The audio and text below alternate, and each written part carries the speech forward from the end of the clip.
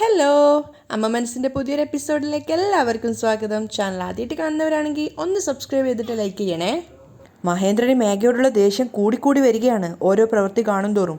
അയാൾ ലക്ഷ്മിയോട് പറയുന്നുണ്ട്, ജാനകി തലയിലെടുത്ത് വെച്ചിരിക്കുകയാണല്ലോ മേഘയെ, ഇവളുടെ തനി നിറം എന്താണെന്ന് ജാനകിയും അറിയണം.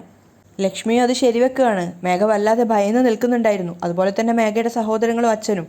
അപ്പോൾ ചന്ദ്രിക വന്നിട്ട് പറയുന്നുണ്ട്, എന്താ മേഘ, സംസാരിക്കാൻ തന്നെ പറ്റുന്നില്ലേ? ഇതുപോലൊരു ട്വിസ്റ്റ് നീ പ്രതീക്ഷിച്ചതേ ഇല്ല അല്ലേ? ഞാൻ മരിച്ചു എന്ന് കരുതി നീ ഒരുപാട് സന്തോഷിച്ചല്ലേ? അങ്ങനെ നീ സന്തോഷിച്ച ഈ 2 ദിവസങ്ങളാണ് നിന്റെ ജീവിതത്തിൽ നീ സന്തോഷിച്ച അവസാന 2 ദിവസങ്ങൾ. ഇനി അങ്ങോട്ട് നിന്റെ ജീവിതത്തിൽ നീ സമാധാനത്തോടെ ജീവിക്കാൻ പോകുന്നതേ ഇല്ല. എന്നെ ആക്സിഡൻ്റ് ആക്കി കൊല്ലാൻ വേണ്ടി ശ്രമിച്ചു, പക്ഷേ ദൈവം എൻ്റെ ആയുസ് നീട്ടിത്തന്നു. എങ്ങനെയോ എന്നെ രക്ഷപ്പെടുത്തി വീണ്ടും നിന്റെ മുന്നിൽ തന്നെ കൊണ്ടുവന്ന് നിർത്തി, കണ്ടില്ലേ? മേഘ ഒന്നും പറയാനാവാതെ തല താഴ്ത്തിയിട്ട് ഭയത്തോടെയാണ് നിൽക്കുന്നത്. അവൾക്ക് വല്ലാതെ പേടി വന്നിട്ടുണ്ടായിരുന്നു. ആ അവസരത്തോടെ തന്നെ ചന്ദ്രിക അച്ഛനോട് പറയുന്നുണ്ട്, അച്ഛാ, മേഘ ഇതുവരെ ചെയ്ത എല്ലാ പ്രവൃത്തികൾക്കും നമ്മളൊരു അവസാനം കുറിക്കണം. അത് കേട്ടപ്പോൾ മേഘ ഭയന്നുകൊണ്ട് ചന്ദ്രികയെ നോക്കുകയാണ്. അവളുടെ അച്ഛനും ഭയന്ന് നിൽക്കുകയാണ്. അപ്പോൾ മഹേന്ദ്രൻ സിദ്ധാർത്ഥനോട് പറയുന്നുണ്ട്, സിദ്ധു, പറയങ്കിൾ, മേഘയെയും ശരവണനെയും നമ്മുടെ വീട്ടിലേക്ക് കൂട്ടിയിട്ട് വാ. മേഘ പേടിയോടുകൂടിയാണ് അവരെ നോക്കുന്നത്, അവസാന ശ്രമം എന്നോണം. അപ്പോൾ സിദ്ധാർത്ഥ് പറയുന്നുണ്ട്, എന്താ നോക്കുന്നത്? അങ്കിള് പറഞ്ഞത് കേട്ടില്ലേ, വാ, വരാൻ നോക്ക്. തങ്ങളെല്ലാ അർത്ഥത്തിലും പരാജയപ്പെട്ടു പോയെന്ന് ചിന്തിച്ച് നിൽക്കുകയാണ് മേഘയും അവളുടെ അച്ഛനും സഹോദരങ്ങളും ഒക്കെ. അതേസമയം വീട്ടിലാണെങ്കിൽ ഊഞ്ഞാലിലിരുന്ന് ആടുകയാണ് മുത്തശ്ശി. ആ സമയത്ത് അതുവഴി പാട്ട് പാടിയിട്ട് മനോഹരൻ നടന്നു പോകുന്നുണ്ടായിരുന്നു. അപ്പോൾ മുത്തശ്ശി വിളിക്കുന്നുണ്ട്, ഏയ് മനോഹര, എന്താ ചേച്ചി, എന്താ പാട്ടൊക്കെ പാടിയിട്ട് എവിടത്തേക്കാണ് പോകുന്നത്? എൻ്റെ പഴയൊരു കൂട്ടുകാരൻ വന്നിട്ടുണ്ട്, അവനെ കാണാൻ വേണ്ടിയിട്ടാണ് പോകുന്നത്, എന്താ ഇപ്പോൾ വേണ്ടത്?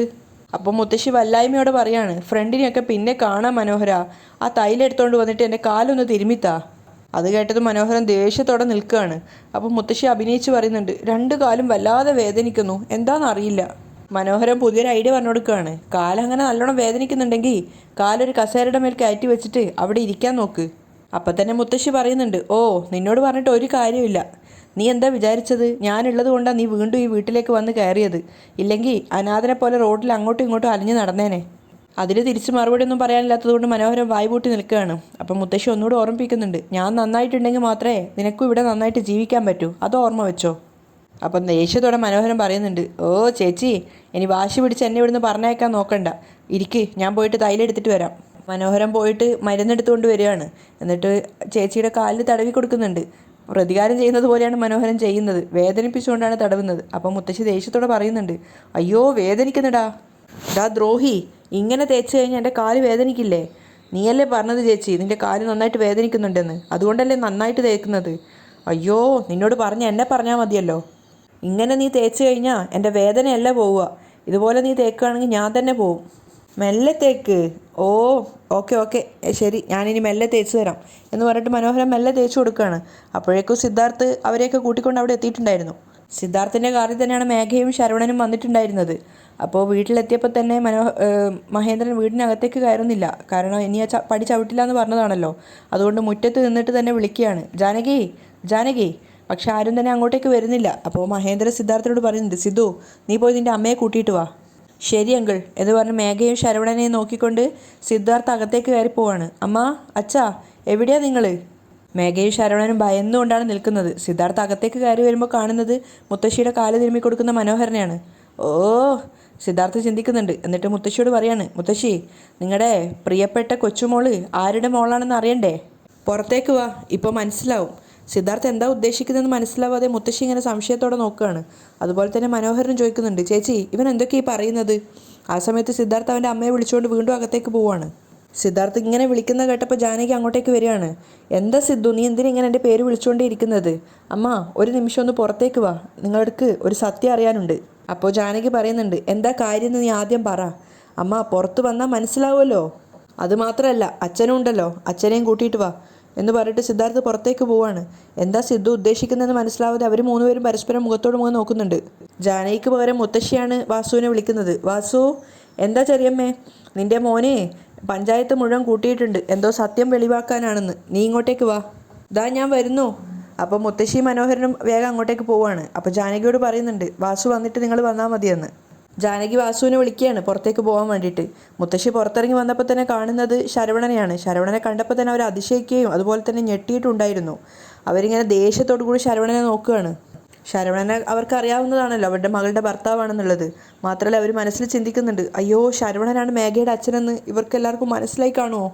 അപ്പോഴേക്കും ജാനകിയെയും കൂട്ടിക്കൊണ്ട് വാസുവും പുറത്തേക്ക് എത്തിയിട്ടുണ്ടായിരുന്നു. വാസു ശബ്ദം താഴ്ത്തി ജാനകിയോട് ചോദിക്കുന്നുണ്ട്, ഇതെന്ത് പറ്റി ജാനകി?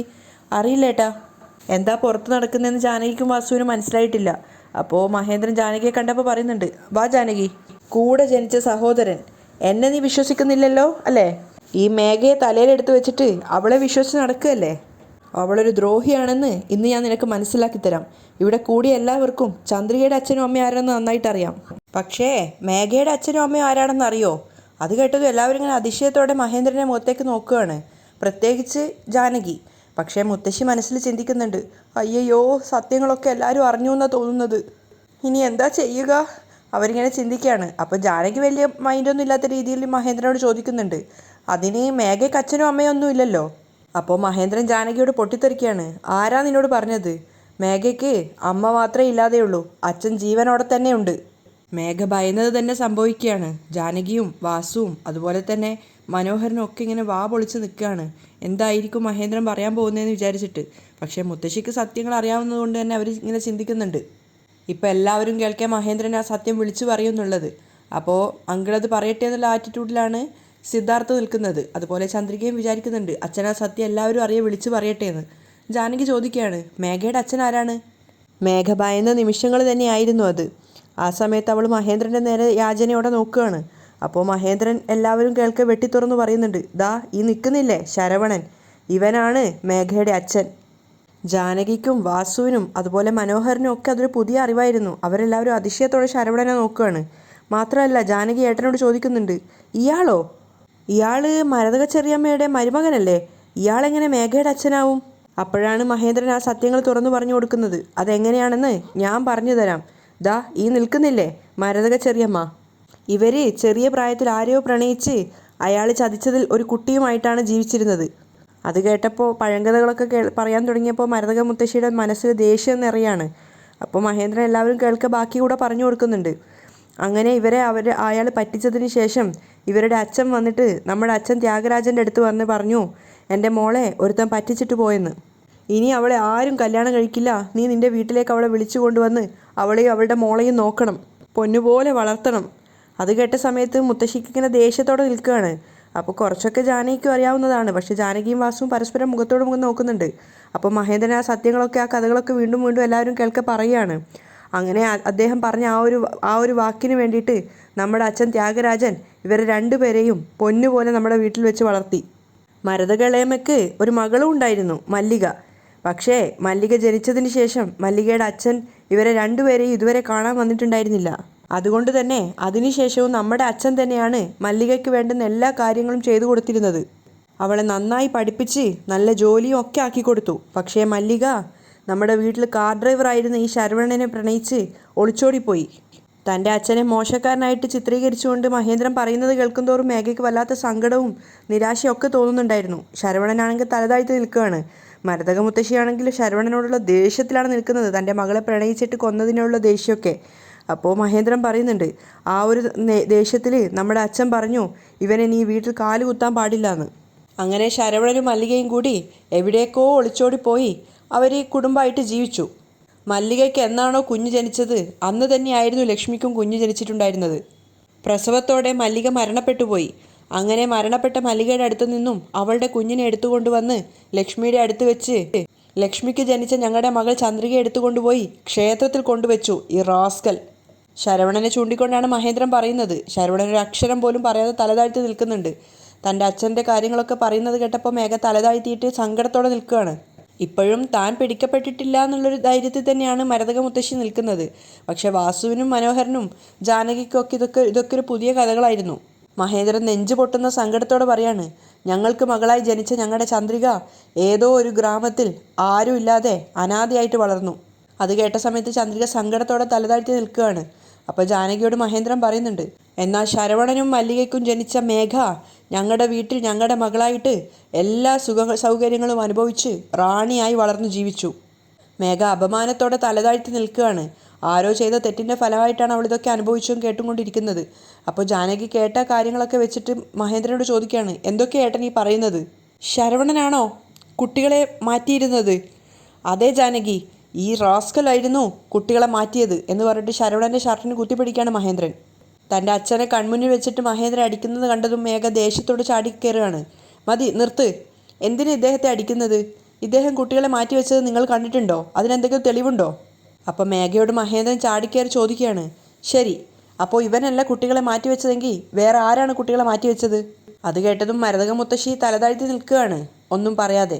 അപ്പോൾ മേഘ മഹേന്ദ്രനോട് പറയുന്നുണ്ട്, ഇങ്ങോട്ട് നോക്ക്, നിങ്ങളുടെ ഓരോ ഊഹത്തിന് എൻ്റെ അച്ഛനെ ബലിയാടാക്കരുത്. അദ്ദേഹം അങ്ങനെയുള്ള തെറ്റൊന്നും ചെയ്യില്ല, മേഘ തീർത്ത് പറയുകയാണ്.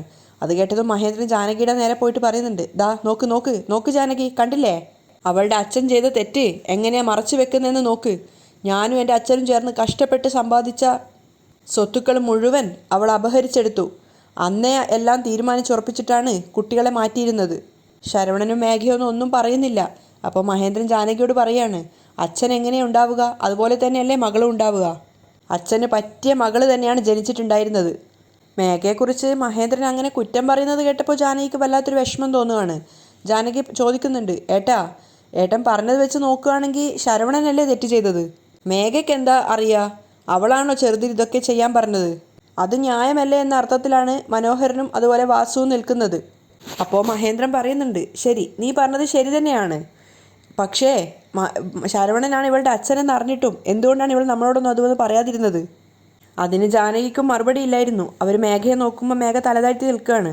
അപ്പോൾ മഹേന്ദ്രൻ ചോദിക്കുന്നുണ്ട്, നീയല്ലേ ഇവളെ തലയിൽ വെച്ച് കൊണ്ടാടിയിരുന്നത്? ഇപ്പോൾ നോക്ക്, ഇവള് ഒരുപാട് നല്ലവളും സത്യസന്ധയും ആണെന്നല്ലേ നീ പറയാറ്. എന്നിട്ട് എന്തുകൊണ്ടാണ് ഇത്രയും വലിയൊരു സത്യം അവൾ നിൻ്റെ അടുക്കൊന്ന് മറച്ചു വെച്ചത്? എന്തുകൊണ്ടാണെന്നറിയോ? നമ്മുടെ വീട്ടിൽ കാർ ഡ്രൈവറായി ജോലി ചെയ്തിരുന്ന ഒരാളുടെ മകളാണ് താനെന്ന് പറയാനുള്ള നാണക്കേട് കൊണ്ടാണ് അവൾ പറയാതിരുന്നത്. മേഘ ഒന്നും പറയാതെ തലതാഴ്ത്തി നിൽക്കുന്നുണ്ട്.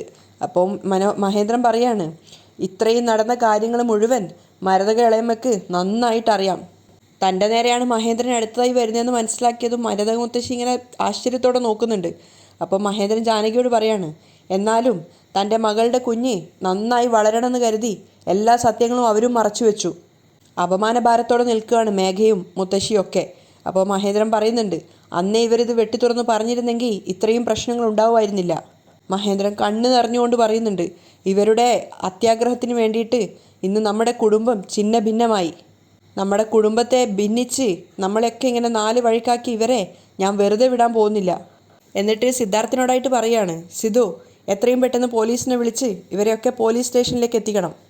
ഇവനാണ് കുഞ്ഞുനാളിൽ നമ്മുടെ മക്കളെ മാറ്റിയതെന്നുള്ള സത്യം എല്ലാവരും അറിയണം. അപ്പോൾ ശരവണൻ പറയുന്നുണ്ട്, ഇങ്ങോട്ട് നോക്ക്, ഞാനല്ല സത്യമായിട്ടും അത് ചെയ്തത്. ആ സമയത്ത് ഞാൻ ആക്സിഡൻ്റ് ആയിട്ട് കോമയിലായിരുന്നു. അപ്പോഴേക്കും മഹേന്ദ്രൻ പൊട്ടിത്തെറിച്ചിട്ട് ഷർട്ടിന് കുത്തിപ്പിടിച്ചിട്ട് ചോദിക്കുന്നുണ്ട്, പിന്നെ നീ മാറ്റിയില്ലെങ്കിൽ മറ്റാരാ മാറ്റിയത്? എനിക്കറിയില്ല എന്ന് ഞാൻ പറഞ്ഞില്ലേ? ശരവണൻ വീണ്ടും വീണ്ടും ആവർത്തിക്കുകയാണ്.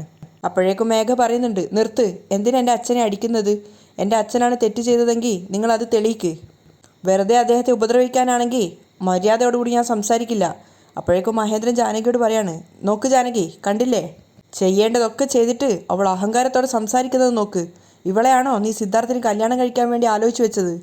കുറച്ചുപോലും സത്യസന്ധതയില്ലാത്തൊരു പെണ്ണിനെ എങ്ങനെയാണ് നിനക്ക് നിന്റെ മരുമകളായിട്ട് സ്വീകരിക്കാൻ സാധിക്കുന്നത്? അത് കേട്ടതും മേഘ വല്ലാതെ ഭയക്കുന്നുണ്ടായിരുന്നു. കാരണം ജാനകിയുടെ മനസ്സിലത് കയറി വരിക്കുമെന്ന് വിചാരിച്ചിട്ട്. ആ സമയത്ത് ശരവണൻ വീണ്ടും പറയാണ്, ഞാൻ എത്ര തവണ പറഞ്ഞു, ഞാനല്ല കുട്ടികളെ മാറ്റിവെച്ചത്. മേഘ ജനിച്ചപ്പോൾ ഞാൻ ആക്സിഡൻ്റായി കോമയിലായിരുന്നു. സത്യമായിട്ടും മേഘ ആരാണ് മാറ്റിയതെന്ന് എനിക്കറിയില്ല. അത് കേട്ടതും മുത്തശ്ശി ഒന്നും മനസ്സിലാവാത്തതുപോലെ തലതാഴ്ത്തി നിൽക്കുകയാണ്. അപ്പോൾ മഹേന്ദ്രൻ പൊട്ടിത്തെറിച്ചുകൊണ്ട് ചോദിക്കുന്നുണ്ട്, പിന്നെ നീ മാറ്റിയില്ലെങ്കിൽ ആരാണ് കുഞ്ഞിനെ മാറ്റിയത്? സ്വാഭാവികമായിട്ട് മഹേന്ദ്രൻ അടുത്തത് മുത്തശ്ശിയാണ് നോക്കുന്നത്. അപ്പം തന്നെ അവർ ചോദിക്കുന്നുണ്ട്, എന്തിനാ എന്നെ നോക്കുന്നത്? ഞാനൊന്നും ചെയ്തിട്ടില്ല, എനിക്കൊന്നും അറിയില്ല, എന്നെ വിശ്വസിക്ക്. അപ്പോൾ മഹേന്ദ്രൻ പറയുന്നുണ്ട്, നിങ്ങളിൽ ആരോ ഒരാളാണ് ഈ തെറ്റ് ചെയ്തിട്ടുള്ളത്. മുത്തശ്ശി പറയാണ്, വെറുതെ ഓരോ കാര്യങ്ങൾ സംശയിച്ചിട്ട് എന്നെ കുറ്റക്കാരിയാക്കരുത് മഹേന്ദ്ര.